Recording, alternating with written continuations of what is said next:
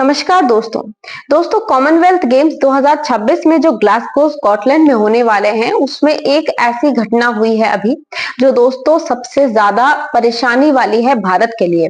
दोस्तों Commonwealth games 2026 जो होने वाले हैं उसमें जो 12 स्पोर्ट्स हैं उनमें से दोस्तों 6 स्पोर्ट्स को एक्सक्लूड कर दिया गया है।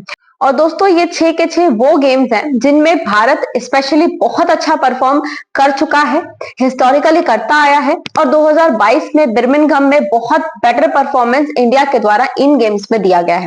इंडिया के द्वारा दोस्तों अपना पक्ष भी रखा गया और स्ट्रांगली प्रोटेस्ट किया गया, कंडेम किया गया ये जो गेम्स एक्सक्लूड किए गए हैं इनको, क्योंकि भारत का परफॉर्मेंस इन पर्टिकुलर गेम्स में बहुत अच्छा रहा है। दोस्तों अब इनके नाम जानने भी जरूरी हो जाते हैं। तो दोस्तों badminton, table tennis, hockey, cricket, squash, wrestling, इन सभी गेम्स को दोस्तों एक्सक्लूड कर दिया गया है, हटा दिया गया है कॉमनवेल्थ गेम्स 2026 से।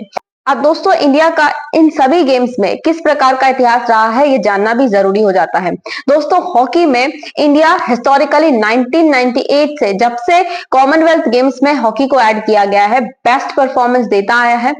इंडिया की पोजीशन हमेशा से हिस्टोरिकली कॉमनवेल्थ गेम्स में हॉकी में स्पेसिफिकली दोस्तों सेकंड पोजीशन पर रही है।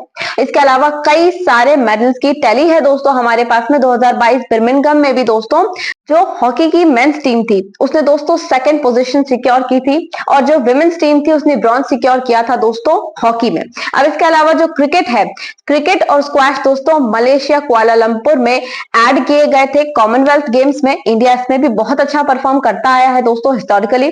उसके अलावा दोस्तों जो हमारा टेबल टेनिस है दोस्तों इसमें भी इंडिया का परफॉर्मेंस हमेशा से अच्छा रहा। करीबन 20 मेडल्स की टैली दोस्तों हमारे पास में है इसमें। बैडमिंटन में अगर हम देखें दोस्तों तो हिस्टोरिकली इंडिया का परफॉर्मेंस इतना अच्छा रहा कि दोस्तों 6 मेडल्स की टैली हमारे पास में है बर्मिंघम 2022 के गेम्स में, जिसमें से दोस्तों 3 तो गोल्ड ही हैं। इसके अलावा हम बात करें अगर रेसलिंग की तो दोस्तों हिस्टोरिकली हमारे पास में कॉमनवेल्थ गेम्स में 114 मेडल्स की टैली है, जिसमें कि दोस्तों बर्मिंघम में स्पेसिफिकली अगर हम बोले तो 12 मेडल्स रेसलिंग में ही हमारे जो प्लेयर्स हैं वो जीत कर आए थे, जिसमें कि दोस्तों 6 मेडल्स गोल्ड थे। अब आप सोच कर देखिए अगर इतना बेस्ट और इतना अच्छा परफॉर्मेंस हमारे प्लेयर्स इन सारी ही फील्ड्स में देते आ रहे हैं जिन्हें अब कॉमनवेल्थ गेम्स 2026 में एक्सक्लूड कर दिया गया है दोस्तों, तो ये अपने आप में चिंता का विषय हमारे जितने भी प्लेयर्स हैं उनके लिए और ओवरऑल इंडियंस के लिए हो जाता है। साथ ही साथ में दोस्तों ये जानना जरूरी हो जाता है कि अगर एक्सक्लूजन किए गए हैं तो एक्सक्लूजन क्यों किए गए हैं।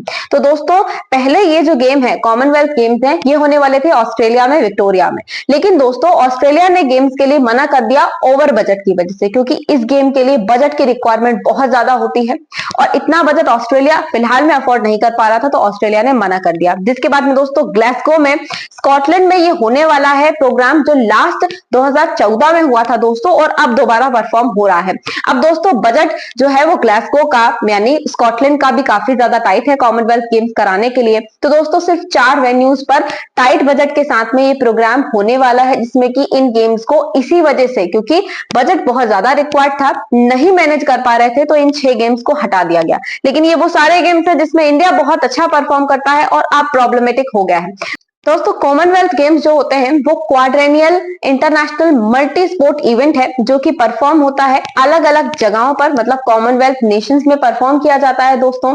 स्पेसिफिकली अगर हम बात करें तो दोस्तों ये इवेंट जो है ये कॉमनवेल्थ फेडरेशन के द्वारा ऑर्गेनाइज किया जाता है। कॉमनवेल्थ गेम्स हो या कॉमनवेल्थ यूथ गेम्स हो, दोनों को ही जो कॉमनवेल्थ फेडरेशन है वो मैनेज करने का और कंट्रोल करने का दोस्तों काम करती है। दोस्तों इसका हेडक्वार्टर स्पेसिफिकली यूके में लोकेटेड है, बट ये कॉमनवेल्थ नेशंस के अक्रॉस भी अवेलेबल होता है, मतलब वहां पर भी इसे हेल्ड किया जाता है, बट हेडक्वार्टर दोस्तों ये यूके में है। इसके अलावा दोस्तों जो कॉमनवेल्थ गेम्स है वो दोस्तों क्योंकि नाम कॉमनवेल्थ है तो अपने आप में समझ में आता है कि कुछ कॉमनवेल्थ ऑफ नेशन से इसका एसोसिएशन है। तो जानना ये भी जरूरी है कि अगर हम कॉमनवेल्थ ऑफ नेशंस की बात कर रहे हैं तो ये होता क्या है।